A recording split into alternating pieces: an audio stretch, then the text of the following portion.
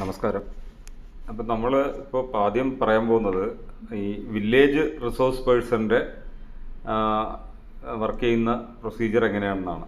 അപ്പോൾ നമുക്ക് എല്ലാ വില്ലേജ് റിസോഴ്സ് പേഴ്സൺമാർക്കും ഒരു ലോഗിൻ ഐ ഡി, അതായത് അവരുടെ രജിസ്റ്റേർഡ് ഇമെയിൽ ഐ ഡി ആണ് ഇവരുടെ ലോഗിൻ ഐ ഡി. ഓക്കെ, അതുപോലെ പാസ്വേഡ് എന്ന് പറഞ്ഞാൽ അറ്റ് പ്രസൻറ്റ് നമ്മൾ മൊബൈൽ നമ്പറാണ് കൊടുത്തിരിക്കുന്നത്. അത് വേണമെങ്കിൽ നിങ്ങൾക്ക് BRPയോട് പറഞ്ഞ് ചേഞ്ച് ചെയ്യാവുന്നതാണ്.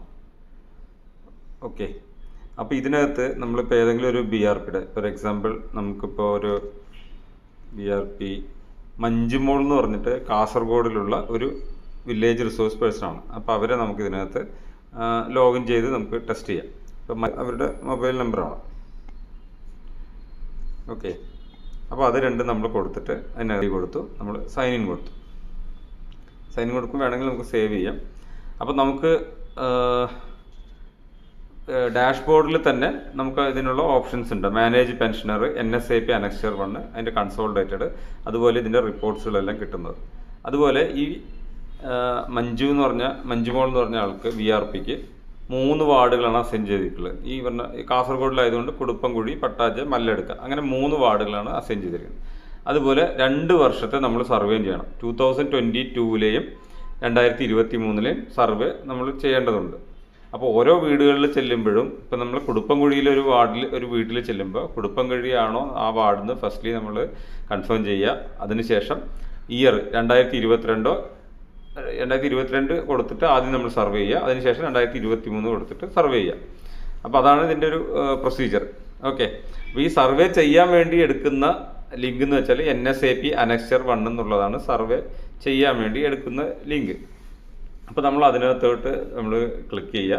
അപ്പോൾ അതിനകത്ത് ആ വാർഡ്, കുടുപ്പംകുഴി എന്ന് പറഞ്ഞ വാർഡിനകത്തുള്ള എല്ലാ പെൻഷനേഴ്സിനെയും, അതായത് മറ്റേ ഓൾഡ് ഏജ് പെൻഷൻ, അതുപോലെ വിഡോ പെൻഷൻ, ഡിസേബിലിറ്റി പെൻഷൻ, ഇതെല്ലാം നമുക്ക് കാണാൻ പറ്റും. ഓക്കെ, അപ്പോൾ നമ്മുടെ കയ്യിൽ നമ്മൾ പോകുമ്പോൾ ഓൾറെഡി ഒരു എക്സൽ ഷീറ്റ് നമുക്ക് ഇതിനകത്ത് നിന്ന് എടുക്കാൻ പറ്റും. ഒരു എക്സൽ അല്ലെങ്കിൽ PDF പ്രിൻ്റ് ഔട്ട്. അതിനകത്ത് ഈ കൊടുത്തിരിക്കുന്ന ലിസ്റ്റിൻ്റെ അതേ ഓർഡറിൽ തന്നെ പെൻഷനേഴ്സിനെ കാണാൻ പറ്റും. അപ്പോൾ നമ്മൾ ഏതെങ്കിലും വീടുകളിൽ എത്തുമ്പോൾ ആ പെൻഷനർ ID നമ്മൾ സെലക്ട് ചെയ്യുക. നമ്മൾ ഇപ്പോൾ ഇതിന്ന് സെലക്ട് ചെയ്തു, അല്ലാന്നുണ്ടെങ്കിൽ നമ്മൾ ആ PDF പ്രിൻ്റ് ഔട്ടിൽ നോക്കിയിട്ട് ആ പെൻഷനർ ID നമ്മളിവിടെ സെർച്ച് ചെയ്തിട്ട് ടൈപ്പ് ചെയ്ത് സെർച്ച് കൊടുക്കുക. അപ്പോൾ ആ പെൻഷനർ മാത്രം ഇവിടെ ലിസ്റ്റ് ചെയ്ത് വരും. ഓക്കെ, അപ്പോൾ അതിൻ്റെ ഏറ്റവും വലത് ഭാഗത്ത് ഗോ ടു സർവേ എന്ന് പറഞ്ഞൊരു ഓപ്ഷൻ ഉണ്ട്. ആ ഗോ ടു സർവേയിലാണ് നമ്മൾ സർവേ ചെയ്യേണ്ടത്. ഓക്കെ, അപ്പോൾ just go to survey button click ചെയ്യുക. അപ്പോൾ അതിനകത്ത് ഈ പ്രിലിമിനറി ഇൻഫോ വരും. ഇത് എന്ന് പറയുന്നത് നമ്മുടെ പഞ്ചായത്തിൽ നിന്ന് ഓൾറെഡി അവരുടെ കയ്യിലുള്ള ഡാറ്റാബേസിൽ നിന്ന് വരുന്ന ഡീറ്റെയിൽസ് ആണ്. ഓക്കെ, അപ്പോൾ ഈ ഡീറ്റെയിൽസ് ഓൾറെഡി നമുക്ക് ഫെച്ച് ചെയ്ത് വരും. അപ്പോൾ അതിനകത്ത് എന്തെങ്കിലും കറക്ഷൻസ് ഉണ്ടെങ്കിൽ വരുത്താം. ഇതിലില്ലാത്ത 3 ഫീൽഡ് എന്ന് വെച്ചാൽ, ഒന്ന് ഈ ലിംഗഭേദം എന്നുള്ളത്, സെലക്ട് ജെൻഡർ. അപ്പോൾ അത് മെയിലാണോ ഫീമെയിൽ എന്നുള്ളത് നമ്മളത് കൊടുക്കുക. ഇപ്പോൾ കരിയ ബൈര അതാണ് പേര്. ഓക്കെ, അപ്പോൾ നമ്മളത് മെയിലിൽ നിന്ന് കൊടുത്തു. വേണമെങ്കിൽ പിന്നീട് നമുക്ക് മാറ്റാം. ഓക്കെ, അപ്പോൾ അതിനുശേഷം സാങ്ഷൻ ഓർഡർ നമ്പറും സാങ്ഷൻ ഓർഡർ തീയതി, ഇത് രണ്ടും നമ്മൾ പഞ്ചായത്തിലെ സേവന സോഫ്റ്റ്വെയർ പ്രകാരമാണ് നമ്മൾ എടുക്കുന്നത്. അപ്പോൾ നമ്മൾ പഞ്ചായത്തിൽ ചെന്നിട്ട് ഫസ്റ്റ്ലി ഇവർ ഓരോരുത്തരുടെയും പെൻഷനർ ID വെച്ചിട്ട് ഈ ഡീറ്റെയിൽസ് ആദ്യം സാങ്ഷൻ ഓർഡർ നമ്പർ, അപ്പോൾ എത്രയാണെന്ന് വെച്ച് കഴിഞ്ഞാൽ ആ ഓർഡർ നമ്പർ അവിടെ ടൈപ്പ് ചെയ്യുക. അതുപോലെ സാങ്ഷൻ ഓർഡർ ഡേറ്റ് എപ്പോഴാണെന്ന് വെച്ചാൽ അതും സെറ്റ് ചെയ്യുക. 22/2019 ആണെങ്കിൽ അങ്ങനെ സെറ്റ് ചെയ്തു. ഓക്കെ, എന്നിട്ട് സേവ് ആൻഡ് നെക്സ്റ്റ് കൊടുക്കുമ്പോൾ ഈ ഇത്രയും ചെയ്ത് ഈ പ്രിലിമിനറി ഇൻഫോ നമുക്ക് പഞ്ചായത്ത് ഓഫീസിൽ വെച്ചിട്ട് സേവ് ചെയ്തിട്ട് നമുക്ക് വരാം. അത് എല്ലാവരുടെയും നിങ്ങൾ പറഞ്ഞ ഈ വാർഡിലുള്ള എല്ലാ മെമ്പേഴ്സിൻ്റെയും മറ്റേ സേവനം നോക്കിയിട്ട് സാങ്ഷൻ ഓർഡർ ഡേറ്റും അതിൻ്റെ നമ്പറും സേവ് ചെയ്തിട്ട് നെക്സ്റ്റ് അടിച്ചിട്ട് നമുക്ക് വരാം.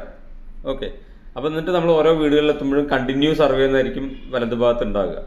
ഗോ ടു സർവേ പോയിട്ട് കണ്ടിന്യൂ സർവേ ആയിരിക്കും ഉണ്ടാകുക. അപ്പോൾ കണ്ടിന്യൂ സർവേ കൊടുക്കുമ്പോൾ ഫസ്റ്റ് സ്ക്രീൻ ഇതാണ്, സ്ക്രീൻ ടു ക്വസ്റ്റ്യനെയർ. അതിൽ നിലവിൽ ലഭിക്കുന്ന പെൻഷൻ്റെ പേര്, പെൻഷൻ ലഭിക്കുന്നതായി സമർപ്പിച്ച രസീത് ലഭിച്ചിട്ടുണ്ടോ, ഉണ്ട്, ഇല്ലെങ്കിൽ ഇല്ല, വർഷങ്ങൾക്ക് രേഖാമൂലം മറുപടി ലഭിച്ചിട്ടുണ്ടോ, ഉണ്ട്, ഗുണഭോക്താവ് ജീവിച്ചിരിക്കുന്നുണ്ടോ, ഉണ്ട്, അതെല്ലാം കൊണ്ട് നെക്സ്റ്റ് കൊടുത്ത് നമ്മളിതെല്ലാം ഫില്ല് ചെയ്യുക. ഇപ്പോൾ വീട് ലോക്ക് ചെയ്തെന്ന് പറഞ്ഞാൽ പിന്നെ വേറെ ഓപ്ഷനൊന്നുമില്ല. അപ്പോൾ അതുകൊണ്ട് ക്വാളിറ്റേറ്റീവ് റിപ്പോർട്ടാണ് വരിക. അപ്പോൾ അതുപോലെ നമുക്ക് ഓരോ ഡീറ്റെയിൽസ് നമുക്ക് കൊടുക്കാം. ഓക്കെ, സേവ് ആൻഡ് നെക്സ്റ്റ് കൊടുത്തു. വീട് ലോക്ക് ചെയ്തിരിക്കുന്നു. Save and next, save and next. അങ്ങനെ ടോട്ടലി 6 സ്ക്രീൻ ഉണ്ട്. അതിൽ 6ാമത്തെ സ്ക്രീനിലാണ് ക്വാളിറ്റേറ്റീവ് റിപ്പോർട്ട്.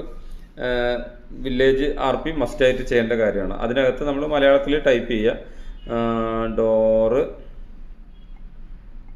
ലോക്ക് ചെയ്തിരിക്കുന്നതിനാൽ സർവേ നടത്താൻ കഴിഞ്ഞില്ല. അത് കഴിഞ്ഞിട്ട് നമ്മൾ ജസ്റ്റ് പ്രിവ്യൂ ബട്ടണിൽ ക്ലിക്ക് ചെയ്തു. പ്രിവ്യൂ ബട്ടണിൽ ക്ലിക്ക് ചെയ്യുമ്പോൾ ഓരോരുത്തർ നമ്മൾ ഇത്ര നേരം ഫില്ല് ചെയ്ത ഡീറ്റെയിൽസ് എല്ലാം വരും. അതിനുശേഷം ജസ്റ്റ് സബ്മിറ്റ് പ്രസ് ചെയ്യാം. ഓക്കെ, ആ സബ്മിറ്റ് ചെയ്യുമ്പോൾ അതെന്താ വെച്ചാൽ ഇപ്പോൾ 17 റെക്കോർഡ് സർവേഡ് ഔട്ട് ഓഫ് 22 ആയിരുന്നു. അതിൽ നമ്മൾ 18 ആവും. അതായത് നമ്മൾ എത്ര പേര് സർവേ ചെയ്തു എന്ന് അറിയാൻ വേണ്ടിയിട്ടാണ്. അത് ഏറ്റവും കാണണമെന്നുണ്ടെങ്കിൽ ഏറ്റവും ലാസ്റ്റിൽ ക്ലിക്ക് ചെയ്താൽ ഏറ്റവും ലാസ്റ്റ് കരിയ ബൈര എന്ന് പറഞ്ഞിട്ടുള്ളത് നമുക്ക് കാണാൻ പറ്റും. അതിനകത്ത് വ്യൂവിൽ ക്ലിക്ക് ചെയ്താൽ നമ്മൾ ചെയ്ത സർവേ, ഓക്കെ, സർവേ ചെയ്ത ഡീറ്റെയിൽസ് നമുക്കിതിനകത്ത് അറിയാൻ പറ്റും.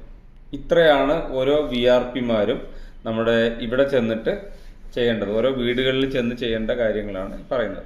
ഇപ്പം നമ്മൾ ഇയാൾ വീട് ലോക്ക് ചെയ്തിരിക്കുന്നു, അയാൾ വീട് ലോക്ക് ചെയ്തിരിക്കുന്നു എന്നുള്ള സ്റ്റാറ്റസ് ആണെങ്കിൽ അത് നമ്മുടെ റിപ്പോർട്ട്സിനകത്ത് ഡോർ ലോക്ക്ഡ് എന്നുള്ള അതിനകത്ത് വരണം.